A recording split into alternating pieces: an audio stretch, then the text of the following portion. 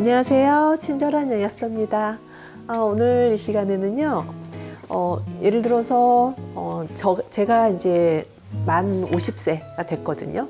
그래서 이제 폐경이 됐는데, 이렇게 나이가 차서 생리가 좀 드문드문 온다거나 아니면 생리 주기가 너무 빨라지거나 하루에 한 달에 2번을 한다거나 뭐 한 달을 건너뛴다거나 이렇게 불규칙한 생리를 했을 때 폐경을 진단을 하셔야 되잖아요. 그거를 피검사로 하실 수 있거든요. 그리고 또 요즘엔 조기 폐경 환자분들 되게 많으시거든요. 조기 폐경 환자분들이 생리가 없으면 그냥 막연히 이제 오겠지 하고 기다리시는 시간이 한 2달, 3달 이렇게 넘어가시는 경우도 많아요. 이제 그럴 때 우리가 그 병원에 가셔서 호르몬 검사를 하셔야 되는데 어떤 검사를 하셔야 되는지 그리고 그 검사의 의미는 무엇인지에 대한 설명을 오늘 드리도록 하겠습니다.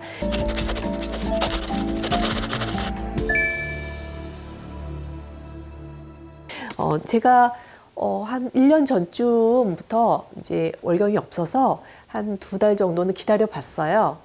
뭐 혹시나 또 스트레스나 심리적인 이유 때문에 생리가 없을 수도 있으니까요. 그랬더니 아니나 다를까 좀 폐경이 됐더라고요. 그래서 그때부터 한 3개월 정도 지나서부터 영양소 관리를 하기 시작했고 또 영양소 관리를 하면서 다시 생리가 재개가 됐거든요. 그리고 너무 늦지만 얼마 전에 저도 호르몬 검사를 한번 해봤어요. 그래서 어느 정도 수치로 전 유지하고 있는지 제가 지금 영양소 관리를 하고 있기 때문에 어느 정도 수치로 좋아졌는지 검사를 해봤더니 FS 수치가 30이 나왔더라고요. 그런데 30도 폐경 수치거든요.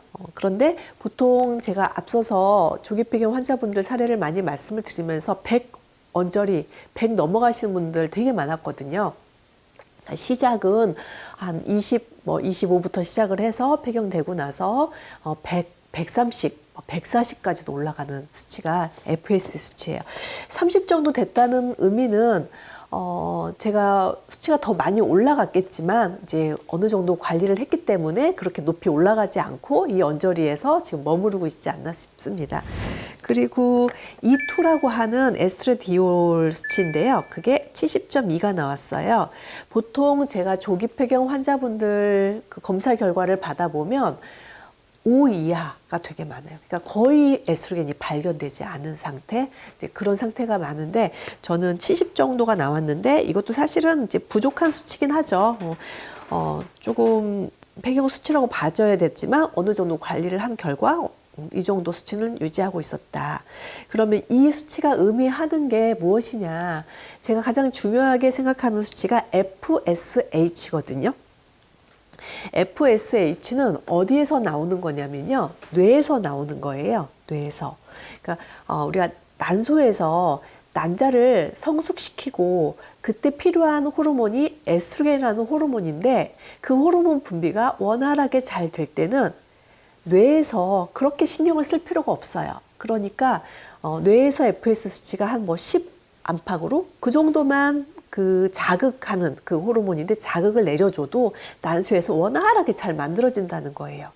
그런데 난소의 기능이 떨어지고 있는 거죠. 그래서 난소에서 에스트로겐을 잘 못 만들어내면 뇌가 왜 이렇게 못 만들어내지? 더 만들어 이렇게 자극을 하는 호르몬이 FSH이기 때문에 에스트로겐 분비량도 물론 중요하지만 분비량이 적어졌다고 하는 것 FSH가 더 바빠졌다는 의미이기도 하고요. 그래서 더 많은 자극을 이뤄낸다는 거예요. 그래서 FS 수치가 뭐 한 정상 범위 한 10 안팎부터 100까지 이 레인지가 굉장히 넓기 때문에 그 흐름을 보면 전체적으로 난소의 기능을 판단할 수 있다라고 해서 FSH를 중요하게 생각합니다.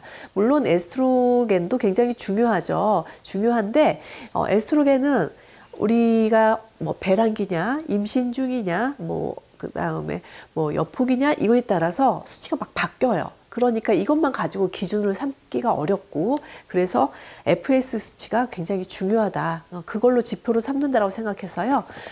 그냥 무월경입니다. 뭐 한 2달, 3달 이렇게 기다리지 마시고 병원에 가시면 혈액 채취로 간단하게 검사하실 수 있는 게 FSH, 에스트라디올, E2라고 하는 게 검사니까 받아보시고 이 수치가 정상인데 내가 생리를 안 하고 있다 그러면 다른데 원인을 찾으셔야 될 것 같고, 이 수치에 문제가 있다 그러면 갱년기 관리가 좀 필요하다라고 인지를 하셨으면 좋겠습니다.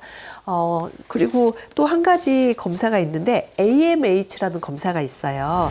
네, 저도 해봤거든요. 그런데 AMH는 난소의 기능을 얘기를 하는 거예요. 그래서 난소 나이도 나오고요. 난소의 기능이 어느 정도 됐는지가 수치로 나오는데, 사실상 저처럼 나이가 차서 월경이 폐경이 된 경우는 사실 이게 의미가 없어요. 나이가 차면 여기에서 분석도 해주질 않더라고요.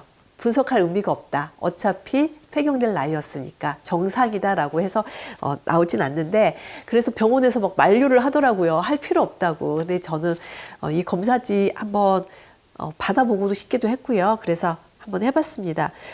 그런데 나이가 좀 30대다, 40대 초반이다, 중반까지다, 좀 내가 폐경되기는 이르다, 그렇다면 AMH라고 하는 이 검사도 한번 꼭 받아보시기를 저는 권유를 해드리고요.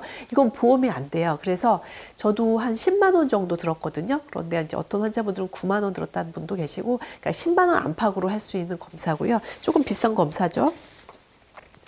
그리고 FSH나 에스트로겐은 다 보험이 되는 검사니까요. 조금 제가 우선 나이가 50이 넘어가신 분들한테 이렇게 권유하는 건 아닌데, 조금 젊은 분들이 생리를 안 하고 있다 그러면 이 검사를 한번 꼭 해보시라. 그리고 생리를 안 하고 있는 거에 대한 또 의심할 수 있는 병이 다낭성 난소 증후군이에요. 이거하고는 조금 완전히 다른 개념의 질병이기 때문에 혹시 다낭성인지 아닌지도 판별하기 위해서 이 검사도 한번 필요하다라고 생각이 들어서 오늘 이 시간 준비했습니다. 많이 도움이 되셨으면 좋겠습니다. 여기서 마치도록 하겠습니다.